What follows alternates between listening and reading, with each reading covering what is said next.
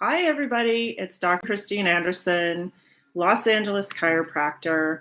And I had a request from a patient to talk a little bit about computer ergonomics since so many people are working at home right now with the quarantine that we're going through with the COVID-19 pandemic.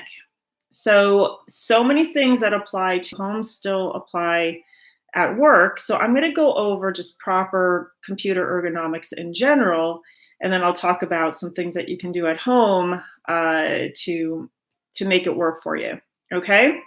So the ergonomics, when we say ergonomic, what does that mean? It's a field of study that attempts to reduce strain, fatigue, and injuries by improving your workspace and how it's set up. So the goal is that you want everything relaxed and comfortable and supported. So many people spend hours a day in front of the computer without thinking about what that does on their bodies. And if you haven't heard, sitting is the new smoking. So if you're sitting all day, it's going to have an effect on your health. So we want to try and reduce as much stress as possible. And also, you want to incorporate some movement in between. So no matter how great your ergonomic setup is, you still want to get up and move. So first, let's talk about chairs.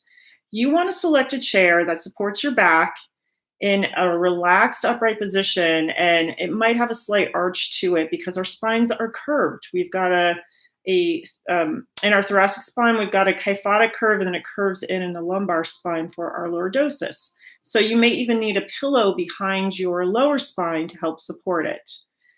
Your feet should be flat on the ground.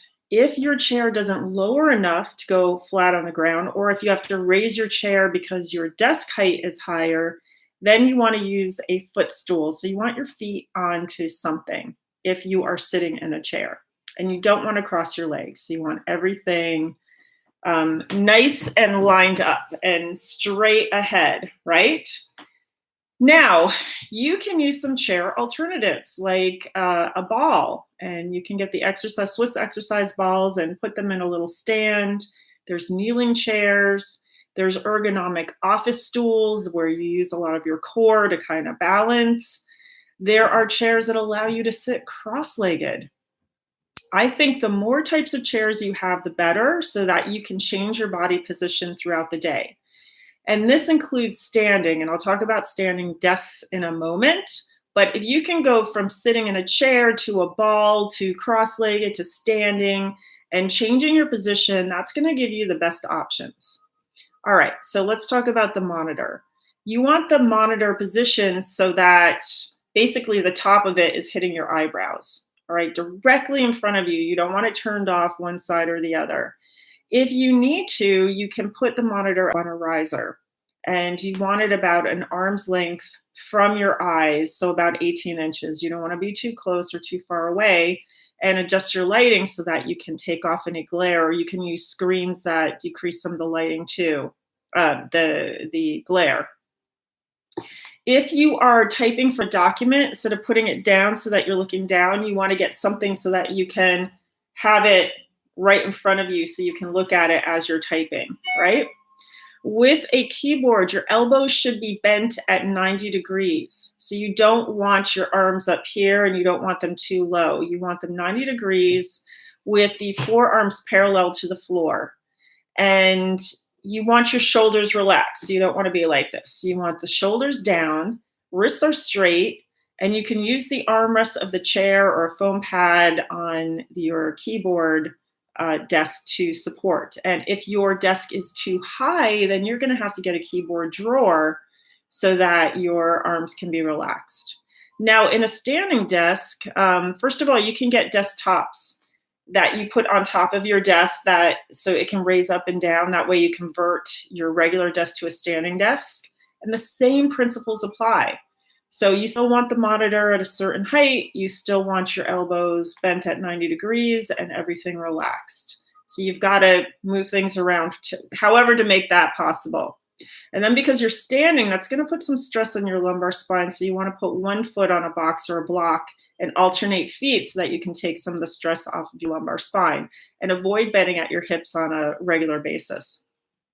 So let's talk a little bit about adapting to a laptop, because many of you may work at desktops in the office, but using a laptop at home.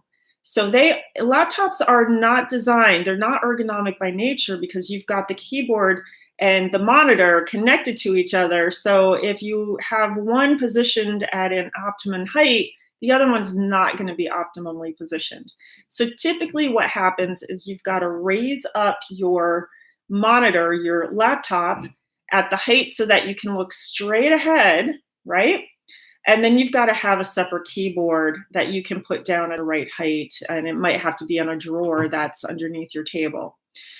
So there's the option of wireless, but I do prefer a wired keyboard because it will reduce your Wi-Fi exposure, and I'll just touch a little bit on that for a second. So yeah, for prolonged use, you do want to separate the two. Don't use them together. Let's see, if you're using your laptop, by the way, on your lap, remember you've got EMF radiation coming off of it. There's bags you can get. This is a Faraday bag for my laptop, and it blocks EMFs. So if I am using my laptop actually on my physical body, I will put it on top of that to block those EMFs. All right, that I think covers that. If you have any other questions, you can put them in the comments, or I'll put my email in the description so you can ask me questions. But a few other notes. First of all, one study showed that heavy computer users who successfully avoided computer-related pain moved every 7 minutes. So remember those switching positions, right? But ideally, every 10 minutes, take a short break, 10 to 20 seconds. It doesn't have to be long. Just stand up, stretch, get back to it. Take your hands off your keyboard, take your eyes off your monitor, and move.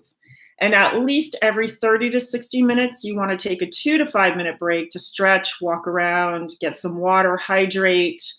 But it's also important to look away from your computer every few moments. So you're typing, you're looking, look away for a second, look back out, because your eyes are going to be very strained looking at that one distance.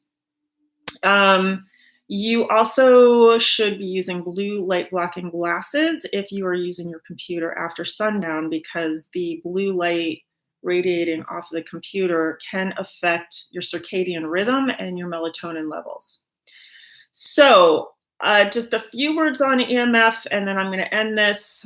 You can definitely hardwire your computer, your laptop, your phone when you're using at home so that you can minimize your Wi-Fi exposure, and turn off your Wi-Fi, put your things in airplane mode when you are not using your computers and your phones.